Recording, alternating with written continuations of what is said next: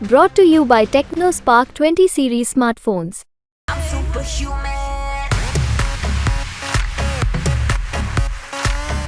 दो पार्टियों के बीच में कहीं ना कहीं पेंच फंसा हुआ है।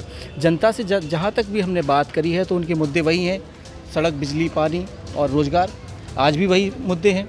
और पानी की सबसे बड़ी जो समस्या, हर घर जल योजना तो झांसी में आई, पूरे यूपी में आई, पूरी इंडिया में आई, लेकिन वो कहीं ना कहीं धरातल पे पाइपलाइन में ही रह गई, वो धरातल पे उतर नहीं पाई ठीक से। तो जो एनडीए के जो प्रत्याशी थे भाजपा के, उन्होंने पूरा फोकस किया योगी मॉडल और मोदी मॉडल पे। तो वो जो राष्ट्रीय स्तर की उपलब्धियां हैं उस पे ज़्यादा फोकस कर रहे थे। दूसरी ओर जो इंडिया की ओर से जो कांग्रेस प्रत्याशी थे, उन्होंने कोशिश किया है कि पूरे चुनाव को लोकलाइज कर दिया जाए। मतलब जो स्थानीय मुद्दे हैं, जैसे आप पानी की बात कर रहे हैं, यहाँ पलायन है, बेरोजगारी है, और कांग्रेस के जो न्याय जो घोषणा पत्र थे उससे जुड़े हुए मसलों को वो लोकल कनेक्ट करके चुनाव कैंपेन खड़ा करने को। तो इसमें हमें देखने को मिला कि दोनों तरफ से बराबर की टक्कर हुई है, और पब्लिक में भी ये इन दोनों की बातें, एक तरफ मोदी योगी फैक्टर था, तो दूसरी ओर जो कांग्रेस के वादे हैं और कांग्रेस की ओर से उठाए गए मुद्दे थे, दोनों ही मुद्दे यहाँ हवा में रहे हैं और दोनों पे ही वोट हुए हैं। परसेंटेज जो है पिछली बार जो 60 के ऊपर गया था, जो कि झांसी सबसे अव्वल रहा था। इस बार भी झांसी अव्वल रहा है इस चरण में, 5वें चरण में।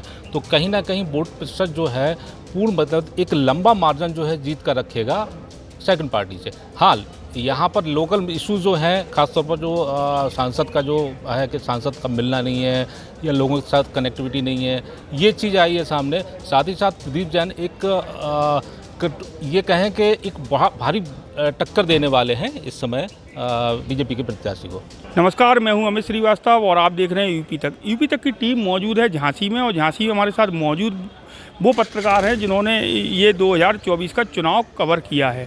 हम इनसे जानते हैं, अब चुनाव ख़त्म होने को है, कितना पिछली बार की अपेक्षा इस बार कितना चुनाव में परसेंटेज बढ़ा है और किस ओर वोटर गया है।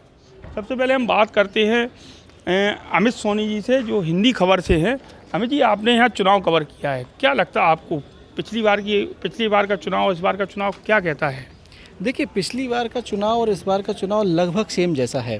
पिछली बार ये नहीं लग रहा था कि कौन जीतने वाला है, और इस बार भी यही स्थिति है कि दो पार्टियों के बीच में कहीं ना कहीं पेंच फंसा हुआ है। जनता से जहाँ तक भी हमने बात करी है तो उनके मुद्दे वही हैं, सड़क, बिजली, पानी और रोज़गार। आज भी वही मुद्दे हैं।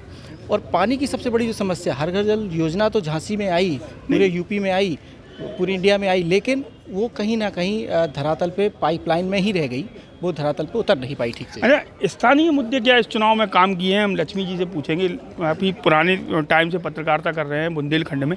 लक्ष्मी जी, क्या माना जाए, जैसे अमित जी कह रहे हैं कि ये जो लोकल के मुद्दे थे, लोकल के इशूज़ थे, पानी का है और रोज़गार का है, क्या ये इफेक्ट करेंगे चुनाव पर? देखिए, जो चुनाव कैंपेन था, पूरा चुनाव कैंपेन आप देखेंगे तो जो एनडीए के जो प्रत्याशी थे भाजपा के, उन्होंने पूरा फोकस किया योगी मॉडल और मोदी मॉडल पे।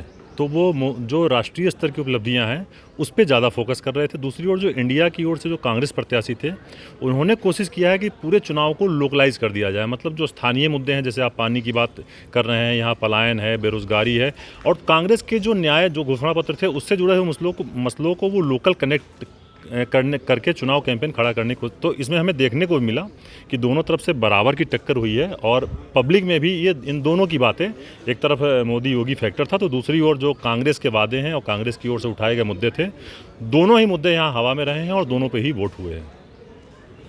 अच्छा, दो मुद्दों पे विशेष तौर पे वोट हुआ।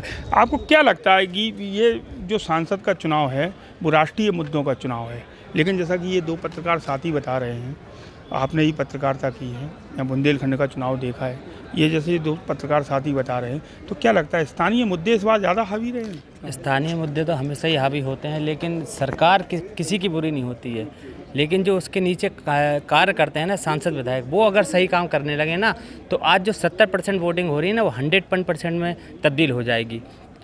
क्योंकि सांसद विधायक काम ही नहीं करना चाहते हैं। अब यहाँ के सांसद हैं, यहाँ पे इस समय कड़ी टक्कर चल रही है, हाथ का पंजा और कमल के फूल पे देख लें।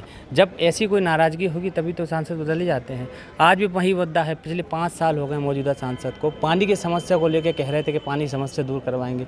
लोग अभी आज भी वही पानी की समस्या है, बिजली की समस्या भी वैसे की वैसे ही है। अरे जब सरकार तुम्हारी है, सांसद तुम्हारा है, विधायक तुम्हारा है, सब कुछ आपका है, उसके बाद अभी व्यवस्था सही नहीं हो रही तो फिर कब होगी? लोकल इश्यूज ज़्यादा हावी रहे हैं चुनाव में इस बार, ऐसा ये पत्रकार लोग बता रहे हैं। और हम बासु जी से बात करेंगे। बासु जी, ये बताइए, ये जो परसेंटेज है चुनाव का, ये क्या कहता है, क्या लगता है? देखिए, आपको ये बता दें कि जिस तरीके से वोटर निकलना था उस हिसाब से वोटर निकला।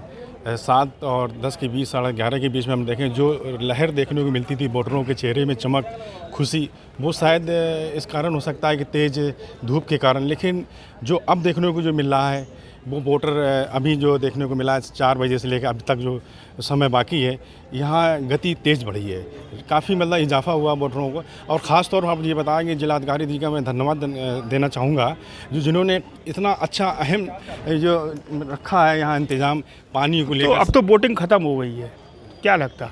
अब वोटिंग ख़त्म हो गई है, ये परसेंटेज जो निकल के आया है और आप लोगों ने चुनाव कवर किया है, जो वोटर था, क्या लगता किस ओर जा रहा है चुनाव?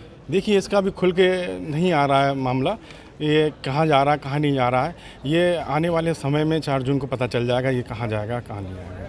4 जून को पता चल जाएगा, ऐसा बासु जी का मानना है। ये भी लंबे समय से पत्रकारिता कर रहे हैं। हमारे साथ इंडिया टीवी से मनीष हैं, इंडिया न्यूज़ से मनीष श्रीवास्तव, जो यहाँ इंडिया न्यूज़ कवर कर रहे हैं, चुनाव कवर किया है इन्होंने। हम इनसे पूछते हैं, मनीष जी, ये जो परसेंटेज निकल के आया, क्या लगता है आपको चुनाव और वोटरों का देखिए, किस ओर समझ में आया? देखिए, परसेंटेज जो है पिछली बार जो 60 के ऊपर गया था, जो कि झांसी सबसे अव्वल रहा था। इस बार भी झांसी अव्वल रहा है इस चरण में, 5वें चरण में। तो कहीं ना कहीं वोट प्रतिशत जो है पूर्ण मतलब एक लंबा मार्जिन जो है जीत कर रखेगा सेकंड पार्टी से। हाल यहाँ पर लोकल इशू जो हैं, खासतौर पर जो सांसद का जो है कि सांसद का मिलना नहीं है या लोगों के साथ कनेक्टिविटी नहीं है, ये चीज़ आई है सामने। साथ ही साथ प्रदीप जैन ये कहें कि एक बहुत भारी टक्कर देने वाले हैं इस समय बीजेपी के प्रत्याशी को। इनका मानना ये है कि गठबंधन के प्रत्याशी को, भारतीय जनता पार्टी के प्रत्याशी को गठबंधन के प्रत्याशी लंबी टक्कर देने वाले हैं। ये थे पत्रकार लोग और उनकी मिलीजुली राय है। हालांकि रिजल्ट जो है 4 तारीख को ही पता चलेगा कि ये झांसी ललितपुर लोकसभा सीट से कौन जीतता है और कौन हारता है। बहरहाल जो पत्रकारों की बातचीत से निकल के आया है उसमें यह है कि गठबंधन के प्रत्याशी और भारतीय जनता पार्टी के बीच कड़ी टक्कर है। यूपी तक के लिए झांसी से अमित श्रीवास्तव।